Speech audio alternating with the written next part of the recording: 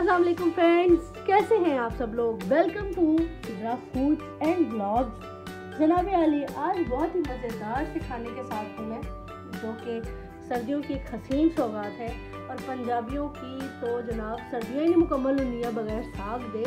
तो जनाब आज मैं साग के साथ आई हूँ, लेकिन आज हम लगाएंगे सिर्फ साग को तड़का, जो कि फ्रोज़न साग है।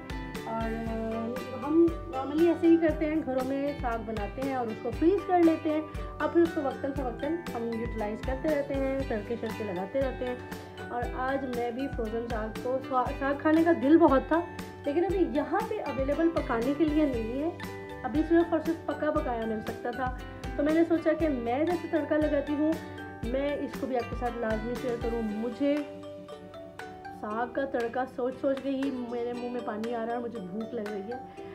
क्योंकि बहुत से लोगों का डिफरेंट तरीके होते हैं साग को तड़का लगाने के, तो मुख्तलिफ लोगों के मुख्तलिफ जायके होते हैं। मैं जिस तरह से तड़का लगाती हूँ आप लोगों के साथ में शेयर करूँगी लाजमी, क्योंकि यूएई में तो बहुत ज़्यादा फ्रोज़न चीज़ें मिल जाती हैं, आप उनको इजीली यूज़ कर सकते हैं। और जो पाकिस्तान में पंजाब में भी साग को फ्रीज़ करते हैं, इस तड़के को लाजमी ट्राई कीजिएगा, बहुत मज़े का लगता है साग। तो चले मैं आपको इसके इंग्रेडिएंट्स बता देती हूँ। तो जनाब मैंने लिए हैं, ये छोटा सा प्याज है, बिल्कुल थोड़ा सा, और ये छोटा सा थोड़ा सा इसलिए है क्योंकि मैंने ये स्प्रिंग अनियंस लिए हैं।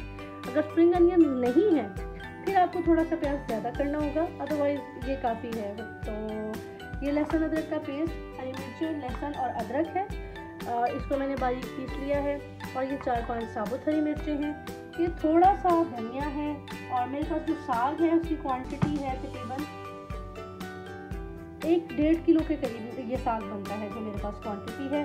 और इसके लिए मैंने लिए हैं 3.5 टीस्पून ये है मिर्चों के, नमक हस्बे जायका, चूँकि उसमें ऑलरेडी नमक बना हुआ होता है जब, तो उसमें नमक होता है, इसलिए मैं नमक थोड़ा कम डालूँगी, क्योंकि मैंने लहसुन अदरक के पेस्ट में भी नमक डाल लिया था।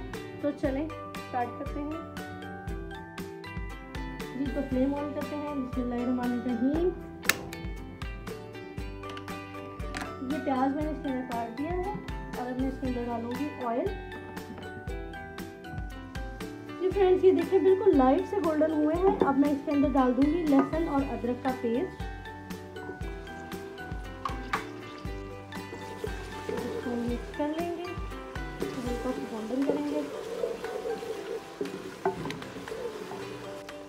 जी। देखिए बहुत अच्छे से इनको हमें गोल्डन करना है। और स्प्रिंग अनियन मैंने अभी नहीं डाले, स्प्रिंग अनियन मैं अब डालूंगी, क्योंकि फिर उनका टेक्सचर थोड़ा सा बिगड़ जाता है, तो वो अच्छे नहीं लगते। अब मैं इनको डाल दूँगी स्प्रिंग अनियन को,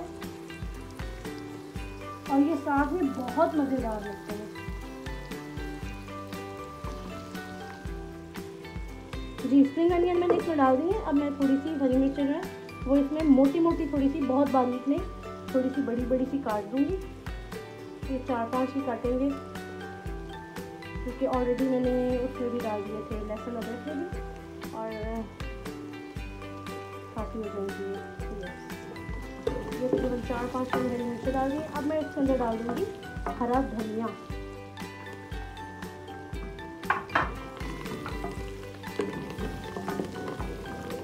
जब आप खाना बनाना शुरू करते हैं, आप खाना सीखते हैं, तो आपका कोई ना कोई किसी न किसी को आप ज़रूर एडमायर करते हैं। जैसे कि मेरे खाना बनाने के पीछे मेरी बड़ी फुफ्फो, उनका मैंने बहुत ज़्यादा खाना पसंद किया जाता है, पूरे ख़ानदान में ही उनके खाने को बहुत ज़्यादा पजीराई मिलती थी। और मेरी बड़ी नुमानी बहुत अच्छा खाना बनाती है, तो मेरी बड़ी फुफ्फो कहती थी साग में तड़का लगाएं और पानी लगाएं तो समझे साग को ख़राब कर दिया आपने। अब ये उनकी क्या लॉजिक थी ये वो ही जानती हैं कि वो ऐसा क्यों कहती थी, लेकिन मैंने सुना यही है कि वो साग में तड़के को पानी लगाना उन्हें लगता था कि साग ख़राब हो जाता है। तो इस बात को मैंने पल्ले से बांधा है, मैंने कभी तड़के में पानी नहीं डाला, क्योंकि लोग इतना उनके खाने को पसंद करते थे, तो ज़ाहिर बात है इसके पीछे कोई ना कोई लॉजिक तो ज़रूर होगी। अब मैं इसमें नमक डाल रही हूँ, नमक मैंने कम डाला है, आप हस्बे मंशा हस्बे जायका नमक डालेंगे, क्योंकि ऑलरेडी साग में भी है और मैंने लहसुन अदरक में भी डाला है। अब मैं इसके अंदर ये मिर्च डाल रही हूँ, लाल मिर्च पाउडर आप इस्तेमाल करते हैं तो आप वो डालिए। अब हम इसको तकरीबन 2 से 3 मिनट के लिए मिर्चों को भूनेंगे।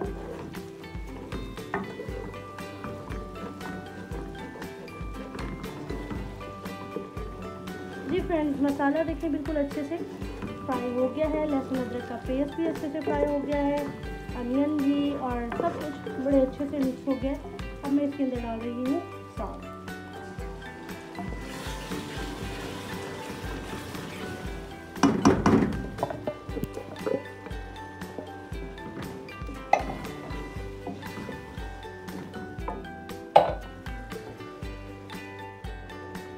जी फ्रेंड्स देखिए, चूँकि ये फ्रोज़न था तो इसमें हल्का सा पानी है। जब हम घर में ताज़ा साग बनाते हैं तो उसमें पानी इतना ज़्यादा नहीं होता। हमें इस पानी को अच्छे से ड्राई करना है और ऑयल को निकालना है। हमें इतना भूनना है कि थोड़ा थोड़ा सा ऑयल साइडों पे आने लगे, फिर इसका मतलब है कि साग अच्छे से बन गया है। तो अभी मैं इसका पानी ड्राई कर रही हूँ। आपको भी पानी लाजमी ड्राई करना है। जी फ्रेंड्स, साग को तड़का लग चुका है और बिल्कुल फाइनल हो चुका है। मैंने इसमें घी कम डाला है इसलिए क्योंकि मैंने इसमें देसी घी ऐड करना है और देसी घी के बगैर तो साग अधूरा है। आप ये देखें, इसका घी अच्छे से निकल आया है। इसके अंदर जो पानी था वो सारा ड्राई हो चुका है। तो चलें अब मैं इसको सर्व करती हूँ और आपको दिखाती हूँ कि ये इसका फाइनल देसी घी के साथ क्या बनता है। जी तो फ्रेंड्स, गर्मा गर्म साग आपके सामने है। आपको आज के साग का तड़का कैसा लगा मुझे ज़रूर बताइएगा।